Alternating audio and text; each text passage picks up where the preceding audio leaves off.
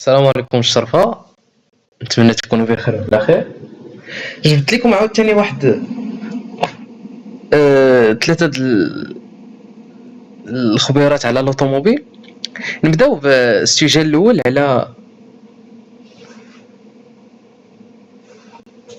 ندخلوا شويه في الدومين امباركي. الشركه ديال الكيو ان اكس اللي كتصاب لواس طونغيال اللي كيخدموا به اغلبيه الطوموبيلات اليوم،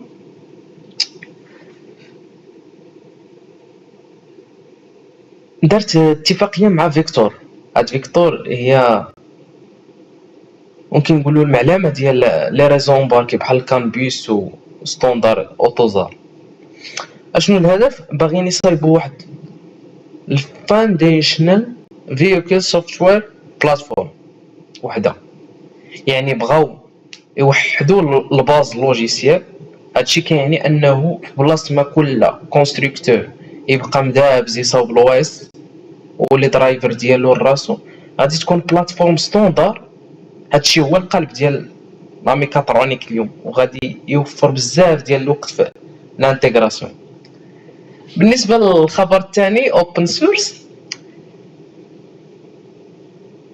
هنا صدم الاندستري، اي صدم الاندستري هذا الخبر هذا. بي ام دبليو ومرسيدس، بي ام دبليو ومرسيدس اللي كتهمنا، او كونتينونتال سناو واحد ام او اي. شنو هاد ام او اي؟ ميمو راندوم دونتونت باش يخدموا مع بعضياتهم في الاوبن سورس. علاش واحد السؤال كيتطرح، علاش المنافسه ولات كتعاون؟ ممكن خاصنا نديرو دي كولابوراسيون، حيت الكونسيبت ديال السوفتوير ديفايند فيكول اس دي في رجع معقد بزاف. دونك الكود ولا كبير وصعيب، ولي كونستركتور عياو ما يخسروا الفلوس والوقت على الاركيتكتور د باز.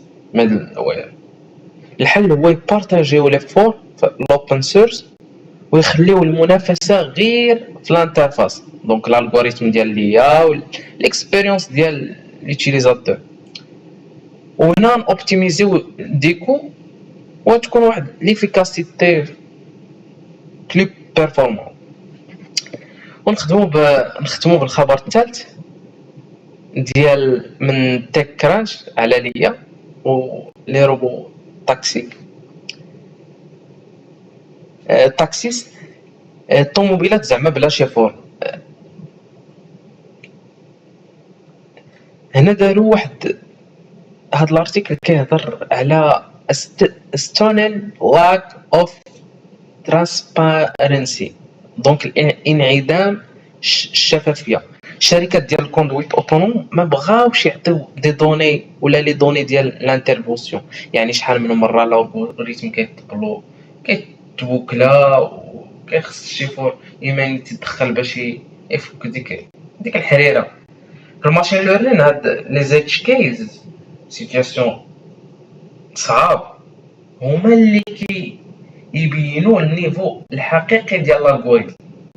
الا كانوا كيخبيوهم راه كيعني باللي ليا مازال كتغلط في الواقع، ومازال ما بغاوش يعترفوا بهاد لي ليميت ديال لي سيستيم ديالهم بيان سور. دونك هادشي كيبين لنا ان الكوندويت 100% اوتونوم مازال طريقه بزاف طويل. هادشي اللي كان الشرفه، وتهلاو في راسكم.